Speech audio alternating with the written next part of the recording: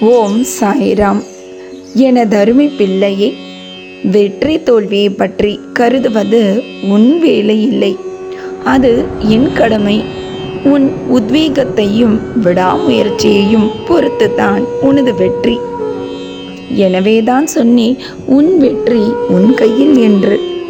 பயப்படாதே, நான் ஏற்கனவே சொன்னது போல் உனக்கு சாதகமாகத்தான் மாற்றி தருவேன்.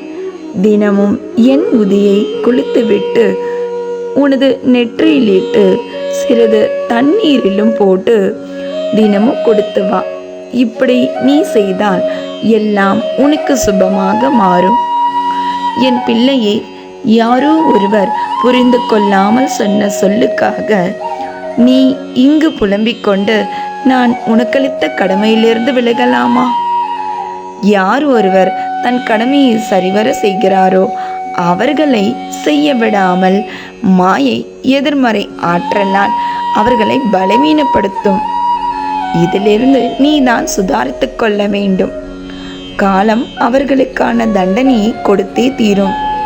நீ அவர்களுக்கு சாபமும் கொடுக்க வேண்டாம், திட்டவும் வேண்டாம். மாறாக உன் முகத்தில் புன்னகை வைத்து உனது கடமையை தொடர்ந்து செய்து கொண்டிரு.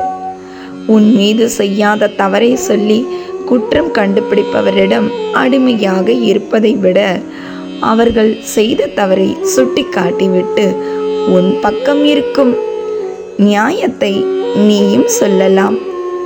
அதற்கும் மேல் உன்னை எதிரியாக நினைத்தால் அது அவர்களின் தவறே. இதற்காக நீ மனம் நொந்து போக வேண்டிய அவசியம் இல்லை.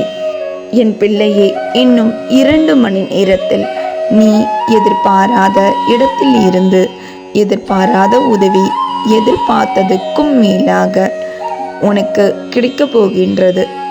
உனது குடும்பமே இனி குதூகலமாயிருப்பீர்கள்.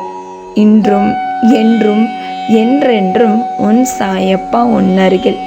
வாழ்க வையகம், வாழ்க வளமுடன். ஜெய் சாய்ராம்.